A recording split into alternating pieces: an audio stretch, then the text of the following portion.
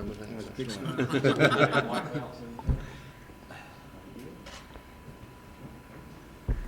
welcome everyone here for today's news conference to announce UK's new multimedia rights contract. Very excited to have these gentlemen here representing their respective entities. Mitch Barnhart, UK Director of Athletics, Eric Monday, UK Executive Vice President for Finance and Administration, and two representatives from JMI Sports, Eric Judson, Chief Executive Officer, and Tom Stoltz, President of JMI. Now, for your benefit today, we do have ASAP quotes, but in order to get those properly transcribed, we need to have your questions recorded on the wireless microphones. I know we're in a small space, but we still need to get the wireless mic so that we can get your ASAP quotes to you. So if you will, when you've got a question, you will signal Chris, and he will get the wireless mic to you. And we're going to open it up with a statement from Mr. Barnhart, and at that point, we will throw it over for questions. Thank you for everyone coming this morning. We appreciate it. I know it was a little bit of short notice for everyone. We appreciate you making time in your schedule to be with us today. Just a brief history about how we sort of got here. Obviously, we're beginning the 13th year of our administration at Kentucky. We came in 2002, and in 2004, we had a request for proposal out for our multimedia rights agreement, and that was awarded to Host and Gray Communications in 2004, and that term was a 7-year term with a possible 3-year extension, which we opted to extend in 3 years ago with IMG College at that time, who bought Host Communications. At the end of that agreement, which is, we are in the last year of that agreement, it is no longer, we cannot extend it anymore, so we went back and created another RFP and went back out to the marketplace and went through the process through our UK procurement people and our committee, and I wanted to thank them for what they've done. The committee worked extremely hard. It's been going since January. And so many of them are in the room, and I want to thank them for that. Jason Sloffer on our staff did a great job of sort of shepherding this process and and these things are difficult. There are a lot of pieces and moving parts to it, and the landscape continuing to change. He has done a marvelous job with that. I'd also like to thank, from the university's perspective, Bill Harris.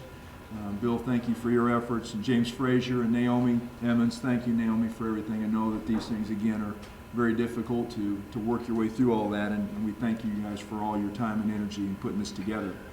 The process and the goals for us, there's several things that we want to make sure that we achieve out of these things. First and foremost, we want to have a network that our fans can absolutely stay in contact with the University of Kentucky athletic teams, the successes that we have, the things that we're doing. We want our young people to have the greatest exposure that they can possibly have as they participate at the highest level in the most difficult conference in America. And that's really, really important to us. So that was one of our goals, is to make sure that our fan base and the Big Blue Nation is taken care of. Two, we wanted to address some of our capital needs. There was some things that we still have left on our plate that we started 12 years ago. The transformation of our athletic facilities has been a huge, huge piece for us. If you look around this campus, and Dr. Capilouto has done a wonderful job of helping transform our campus with regards to residential life and some of the other buildings on campus. We are part of that process, and we're excited about that. But there's a lot left to do, and there's some things that we wanted to address, and this gave us some ability to look at those pieces. Obviously, we want to make sure that we continue to be self-sustaining. That's important as we look to the future of college athletics, and making sure that we sustain ourselves and we continue to be a friend and a partner to the university. We have enjoyed that. We've enjoyed helping where we can help, and so that is a very important part of that. And as a piece of that, one of the things we wanted to do was see, are there opportunities to work with the university for campus rights? For us to have the opportunity to use sponsorship opportunities. Is there that window with regards to other areas on campus that might not be athletic facilities? And so we put that in the RFP, and that doesn't mean that we will. It doesn't mean that we won't. and that's a university decision at a much higher level than mine. But we wanted to make sure that we thought about that globally rather than just individually. So we wanted to make sure that we were not in competition, but rather in coordination with the university, and we're excited that that was a part of this process as well. When we came 12 years ago, one of the things we talked about was resources and expectations. If we had proper resources, what were the expectations for our programs? Could we be better than who we were? Would we be able to grow our programs and give our opportunities for our student athletes to be competitive in the most difficult league in America and nationally? Could we do that? And as we experienced one of the best years that we've had in the history of UK sports this year, and many of our coaches are here in the room, we've had an opportunity to watch teams compete at an extremely high level, on a national level. We've watched them compete in the classroom with the best GPA in the history of our program. We've watched them graduate. We've been partners to the university in a lot of ways. So arguably, yes or no, I don't know, it's for everyone else to decide, but it's been a really, really fun year for a lot of our teams. And that has come out of the ability for us to give our coaches resources and facilities. And we're not done yet. We've got more that we want to do. And so we want to continue to reach towards those goals. And as we do that, you got to have partners. You have to have people that you want to work with. And so we go through the process. We start in January and we get to a spot. And it's like running a race. It's getting to a game. Sometimes the race goes fairly smoothly and it's real easy early on. You get to the finish line and they get hard. These things get difficult. And you got to have somebody committed to the process. And so your university staff is committed to that. And from your partner's side, you must be committed to that. And we're very, very fortunate and very, very happy today that we've got some folks that are no strangers to the world of sports and absolutely are at the top of the line in terms of friendships to different places in the world of sports. Eric Judson is the CEO of JMI Sports, and he joins me today with Tom Stoltz, who is the president of JMI Sports. And their history in the sports world is no accident, no mystery. The owner of JMI Sports is John Morris, and John was the owner of the San Diego Padres. He was a regent in the University of Houston system. And he was chairman of the University of California Board of Regents, so he's very familiar with higher education and its impact and how it can be impacted in so many unique and cool ways through the world of sport. Eric is a former professional baseball player and worked very closely with the San Diego Padres organization. Has obviously done a lot in the world of facilities and sponsorships and all those things, not new to any of this. And so we're very, very thankful that he brings an unbelievable 17 years of expertise and the things that he has done in the world of sports beyond his playing days. And then Tom clearly has been a very close friend of this university for a long time as just a little bit of a Big Blue fan. So we know that we got a little bit of blue in here, and that's a really cool deal for us. And we're so excited that he is back with us and working with us through JMI in the partnership that we've created here today. I'd like to thank John for his investing in the University of Kentucky in such a unique way. And I'm looking forward to having him here on our campus and having a chance to show him around a little bit to that end. But this agreement spans 15 years. Many of you have got the details of it in front of you. Eric Monday, to my left, is the guy that just sort of says this is how these things work. He's unbelievable expertise and has done a great job of helping us do things on this campus that we've never done before. And this is another step in that direction. I want to thank him for what he did today. So that's sort of how we got here, and we're excited about what this means for the University of Kentucky and the stability it provides for our program going forward, and just the unbelievable opportunities we think it creates for us as an institution, not just an athletic department. And so with that, I'll sort of stop and we can begin to take some questions, if that's okay with you guys. That's great. Is that fair? Terrific, yeah. All right, and so if you've got a question, feel free to raise your hand and Chris will get you a mic and we'll go from there. Okay, questions? That's great. Mitch, some of the things mentioned included that you want to get done capital-wise, project-wise, the baseball stadium, some of those other things. Will those, do you have a timeline for starting those projects now that you have some cash in hand? Well, you know, when we came here, the list was long. And we've been fortunate, we've been able to again, with the help of universities allowing us to do some of the things, and we've raised some money and done some things. We've gotten to a spot where we've been able to chip away at that. But there's still some pretty good things on our list. We're right in the middle of a stadium renovation, which is obviously critically important to our football program, and making sure that that has a chance to see itself to fruition. And we're in good shape. We're sort of down the road on that. We got to keep going. It's sort of a little late to stop that one, so we're good. I'm glad we got that thing underway. I'm excited about that. It is really going along well. We got a football training center. We've gained approval of that. We're looking forward to getting that going. Clearly, we've got a baseball stadium. We want to get that as a partnership to the university. Again, there's an area of campus that we're trying to free up for them. And we want to move the baseball stadium over on Alumni Drive, and we'll have a really neat complex as you come in here with softball, soccer, baseball coming over the hill with our football training center and a new stadium. We think it'll be an unbelievable entree to the university. We're really excited about that. An indoor tennis center. We've got to do some work on our indoor tennis center. That has got to be renovated. There isn't any doubt about that. We've got to get that fixed up. And we've got some work we want to do here at Memorial Coliseum. And then there's you know, obviously maintenance and repair work that you continue to do on your facilities at all times. But we've made a lot of progress. I think we've done a couple $250 million worth of construction in some way, shape, or form. It's closing on $300 million when you include the football stadium. The university's got over $1 billion of construction going on right now on campus when you look at all the dorms and the residential life. So it's an exciting time on our campus. But we've got a lot of things. What we'll do is we'll sit down and assess that and figure out what the best next right thing to do is, the best step, and how quickly we can move forward. And we've got to work through all the processes of the university and the state regulations. But lots on our plate. This is for Eric, and I'm sure Tom can chime in as well. But JMI getting involved in this kind of venture for the very first time. Why was Kentucky the target in this particular? I know this guy here had a little bit to do with that, but why was it such a viable target?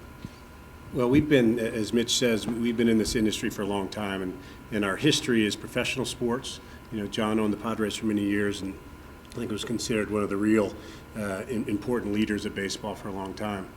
But as we started JMI Sports, based on really development of Petco Park, which was a great experience that revitalized the part of downtown San Diego, we realized the college space was really where the opportunities lied. In thinking about that, and we've worked on some capital projects, the multimedia rights space was very attractive to us. And I was able to coerce Tom to join our company 2.5 years ago with really the multimedia rights as the key component of that hire. Now, when you start thinking about entering that business and really thriving that business, you're looking for great partners and a flagship partner.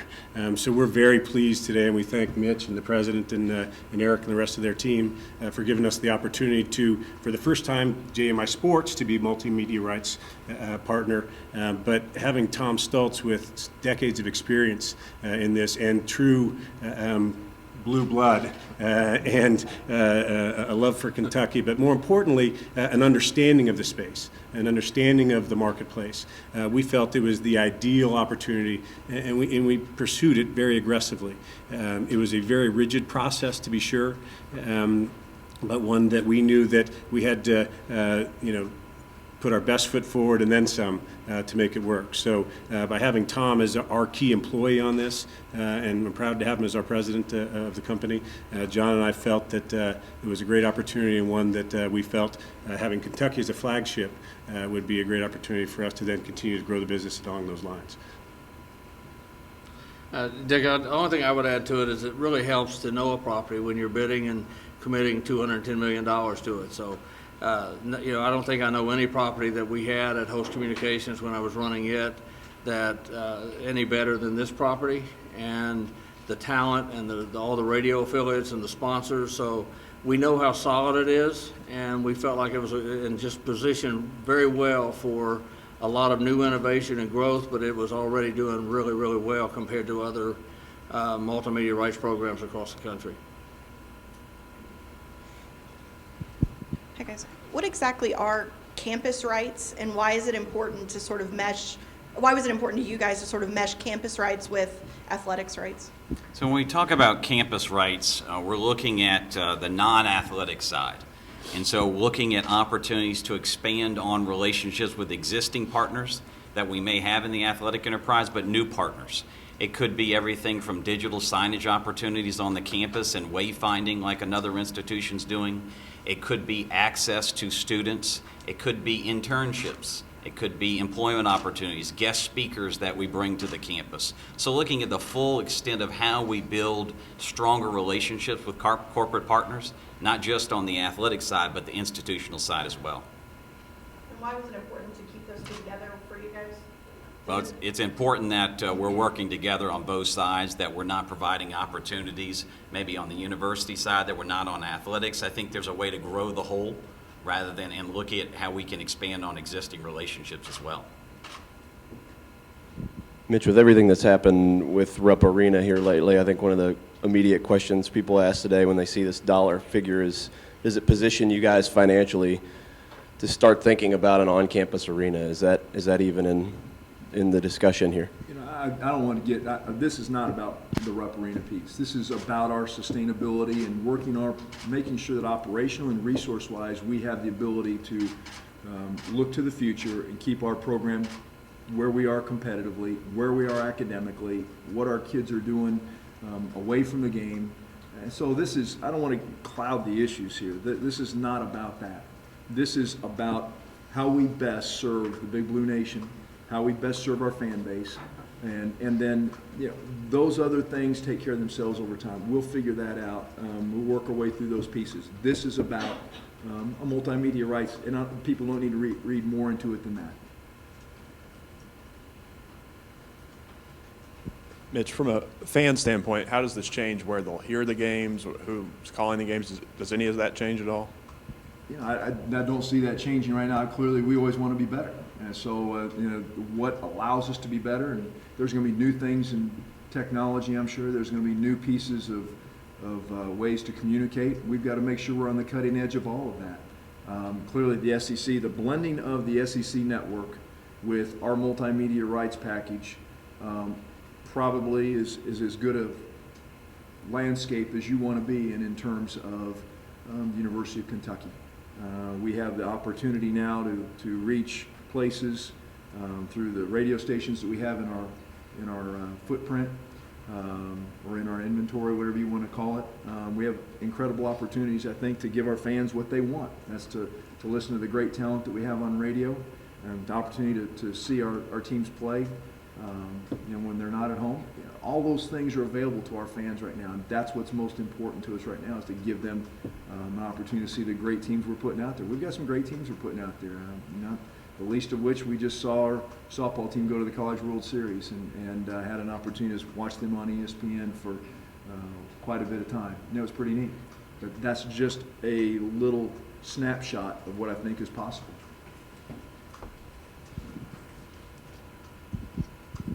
Mitch, can you explain how much the coaches' endorsements will change with this? I mean, what does it open up for all your coaches besides basketball and football? I think what happens is this is a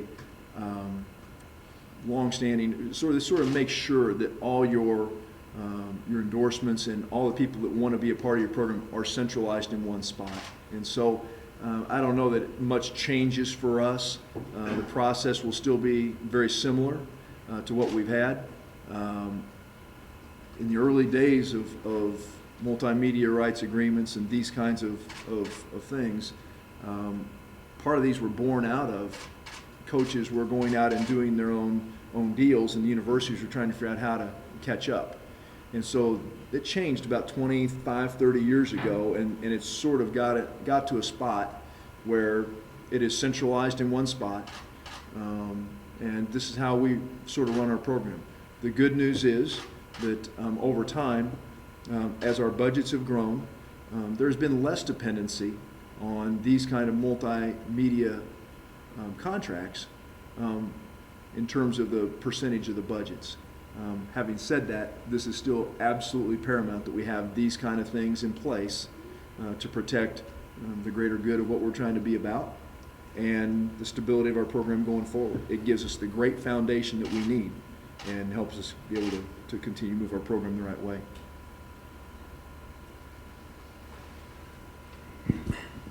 Mitch, were there any concerns about going with a company that maybe hasn't done this before, athletics-wise, with the multimedia deal? I mean, it's a first time. Are you concerned about being a guinea pig in any way? With their experience, no, at all.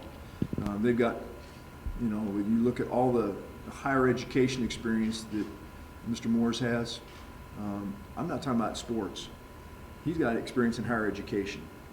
It's not, he understands what it means to be in a university system at a big place.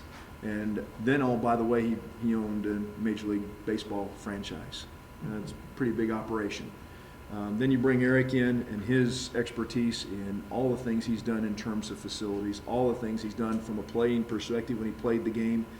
And then you bring in a person who we have absolute trust and love for in Tom, and bring him into a situation where he brings all his years of media experience and knowledge of our state, and it's a wonderful blend. So I don't think that we miss a beat. And matter of fact, I think we get better. And I love the focus that they say we're their flagship and we're their folks, and I like that a lot. Mitch, I want to clarify one thing. I didn't play very well. I mean, I've heard a couple times I played baseball. That's got to be eliminated from my resume, by the way. But just a quick follow-up on that.